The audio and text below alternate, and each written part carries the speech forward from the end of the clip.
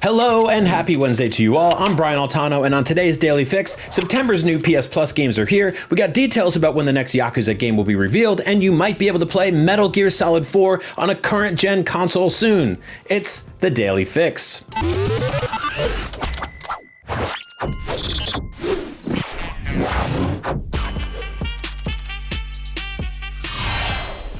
It's Wednesday, and that means you made it to the middle of the week. Congrats! Tuesdays suck, so you beat it.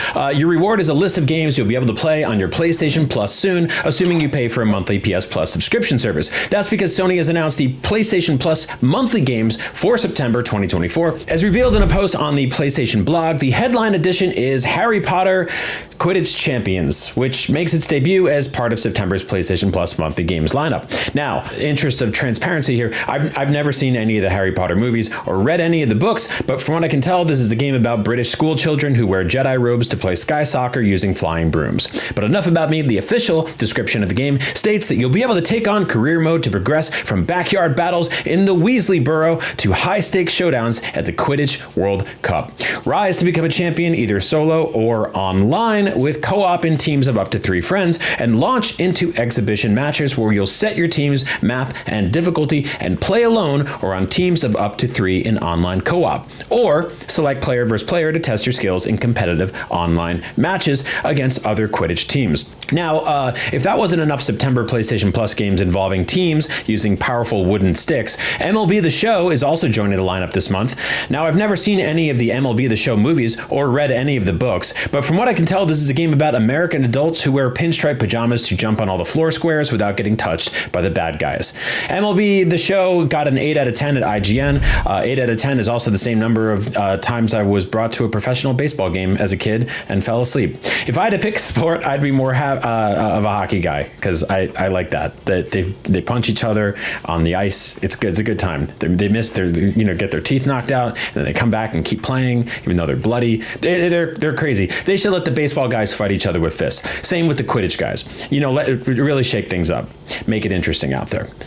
Anyway, rounding out this month is Little Nightmares 2, which I'll happily talk about as a horror fan who has played both of these games and is excited for the third one. Up until now, my Little Nightmare was having to talk about Quidditch or baseball for another second, so Little Nightmares is here to save the day. Little Nightmares 2 is a slow-paced puzzle platform game that relies on stealth and some particularly strange items to avoid and take down some truly disgusting and awful monster creatures. They're so cool. It's really great, and we got to see a bunch of its upcoming sequel, Little Monsters 3, at Gamescom last week when I was in Germany, which is why I'm a little delirious right now. So this is a good chance for you to get some hands-on time with the previous games so you can brush up and get ready for the horrors that await. Unless you're more excited about those other 2 games I was unnecessarily flippant about earlier. Apologies to people who like baseball, Harry Potter, or both. Up next, the studio behind the Yakuza Like a Dragon games will reveal the next game in the franchise in an RGG Summit showcase on September 20th, 2024. That's so soon. The developer announced the showcase during a live stream today, August 28th, and confirmed the next game in the Yakuza Like a Dragon franchise will be revealed there.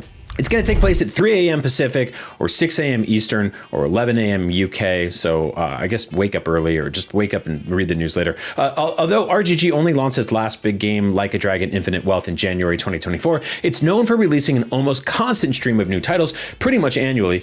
I really dug Like a Dragon Infinite Wealth, so I can't wait to see what this team does next. Okay, so in the past 5 years alone, they've released the Yakuza Remastered Collection, which included upgraded ports of Yakuza 3, 4, and 5, the turn-based quasi-reboot Yakuza Like a Dragon, a next-gen remaster of the detective spin-off Judgment, and its sequel, Lost Judgment, a full remake of the samurai spin-off Like a Dragon Ishin, the side story Like a Dragon Gaiden, The Man Who Erased His Name, and Like a Dragon Infinite Wealth, which was the biggest Yakuza game to date. That's not counting 3 Super Monkey Ball games, all fun, and an enhanced remaster of Virtua Fighter 5. So basically that's 12 games in total. Now, we don't know quite just yet if this is a new game or potentially multiple games in the next mainline entry, a remake, a remaster, a spin-off, or something else. Maybe a crossover between Yakuza and Monkey Ball, although they've sort of done little things like that before. What we do know is that Sega filed a trademark for Yakuza Wars a few weeks back, so fans are speculating something either multiplayer or strategy focused. One thing that's definitely not being announced at the RGG Summit showcase is a Switch version of Yakuza Kiwami. That's because that was announced yesterday and it's launching on October 24th, the same day the live action series Like a Dragon Yakuza premieres on Prime Video. That's a lot of Yakuza.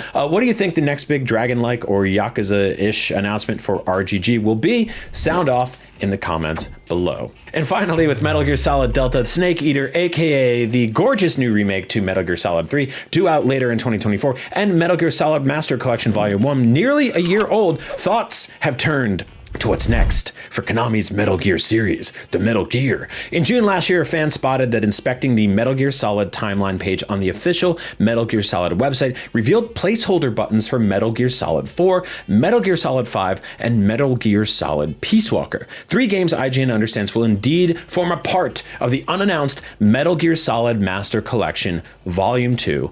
Hell yeah.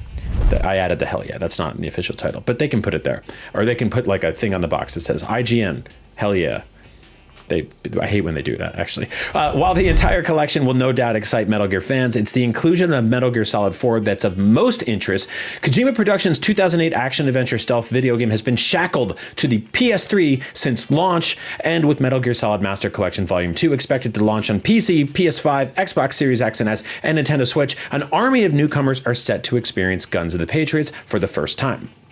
Now, at the time of IGN's report, Konami declined to comment, but in November, original Solid Snake voice actor David Hayter, that dude rules, set tongues wagging with the Metal Gear community after he teased involvement in something Metal Gear Solid 4 related.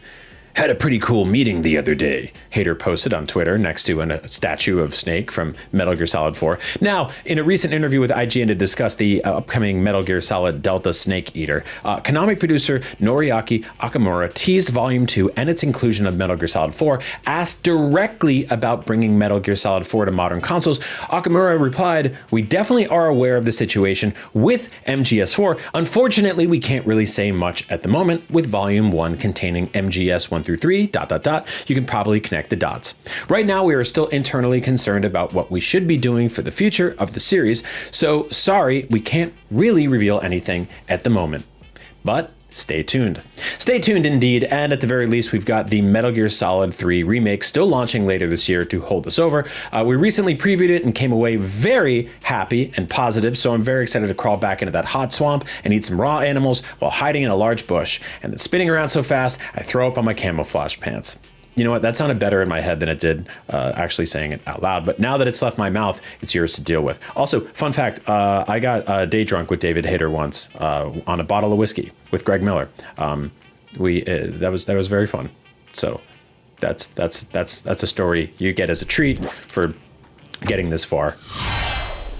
That's your Games Fix for Wednesday, August 27th. If you're looking for something else to watch, go watch our brand new episode of Podcast Beyond, where I talk about Star Wars Outlaws a bunch, a game I really love.